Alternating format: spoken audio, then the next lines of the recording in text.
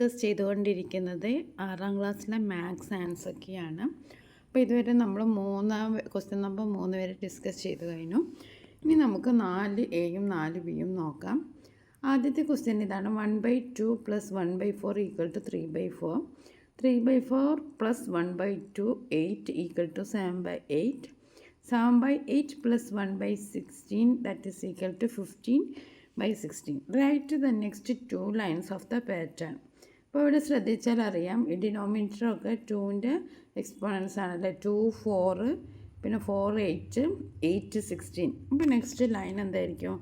1/6 + 1/32 that is 3/32. പിന്നെ 1/32 + 1/64 3/64. അപ്പോൾ denominator is the power of 2. അങ്ങനെയാണ് ആ ഒരു പാറ്റേൺ വരുന്നത്. ഇനി അടുത്ത ക്വസ്റ്റ്യൻ എന്താണ്? Milk is kept in A large vessel and A small vessel. There is 8 3/4 liters of milk in the large vessel. 1/4 liters of milk is poured from the large vessel to the small vessel. The quantity of milk in both vessels became the same. Write the quantity of milk in the small vessel in the beginning. അപ്പോൾ നമ്മൾ model question ഇതേ പാറ്റേണുള്ള question ചെയ്തിട്ടുണ്ട്. ആദ്യം നമ്മൾ ചെയ്യേണ്ടത് 8 3/4-നെ 1/4 കൊണ്ട് minus ചെയ്യാം. അതായത് ലാർജ് വെസലിലുള്ള മിൽക്കിനെ സ്മോൾ വെസലിലേക്കുള്ളതിൽ നിന്ന് നമ്മൾ മൈനസ് ചെയ്യാം. അപ്പോൾ നമുക്ക് എത്ര കിട്ടും?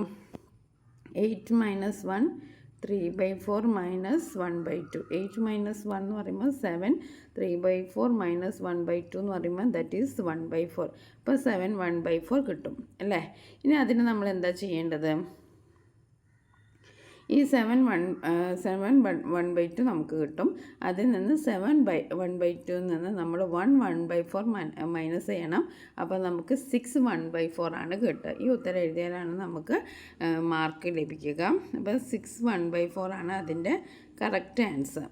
ഓക്കെ, ഇനി നെക്സ്റ്റ് ക്വസ്റ്റ്യൻ എന്താണ്? അടുത്ത ക്വസ്റ്റ്യൻ 1/2 + 2/3 അതിന് ഈക്വലൻ്റ് ആയിട്ടുള്ളത്.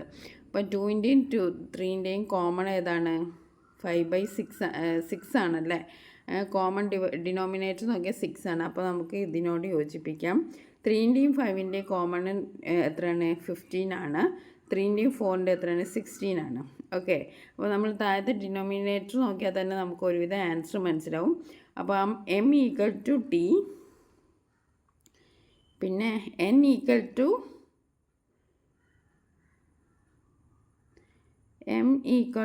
t, n = v 3 × 4 that is 16. p = u. അപ്പോൾ ഫസ്റ്റ് ഓപ്ഷനാണ് ശരിയായ ഉത്തരം. ഓക്കെ, നമുക്ക് അടുത്ത ക്വസ്റ്റ്യൻ നോക്കാം. അടുത്തത് എന്താണ്? A vessel contains 5 liters of milk. One part of the milk is taken by Harry when it is divided into 6 equal parts. One part of the milk is taken by Sudha when it is divided into 3 equal parts. How many liters of milk did Harry take? Harry എടുത്ത എത്രയാണ്? 1/6 of the milk ആണ്. Okay, അപ്പോൾ എത്ര ആയിരിക്കും? 5/6 liters. Total amount of milk is liter. The amount of milk Hari took 5/6 liter. ഇനി how much did Sudha take? 3 equal parts അല്ല എടുത്ത്. 3 equal parts അല്ല, അപ്പോൾ 5/3 ആയിരിക്കും. 1/3 ആണ് ടോട്ടൽ മിൽക്ക്. അതിൽ മിൽക്ക് ഈസ് 5 liters.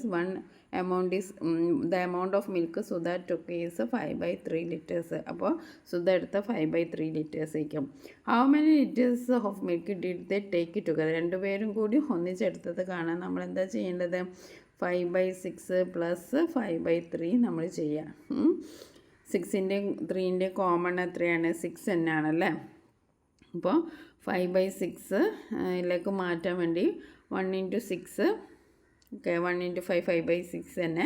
ഇനി 5/3-നെ നമ്മൾ 6ലേക്ക് മാറ്റാൻ വേണ്ടി 2 കൊണ്ട് ഇൻറ്റു ചെയ്യണം അല്ലേ. അപ്പോൾ 5-നെയും 2 കൊണ്ട് ഇൻറ്റു ചെയ്യണം. അപ്പോൾ നമുക്ക് 10/6 ആണ് കിട്ടുക. ഓക്കെ, 5/6 + 10/6.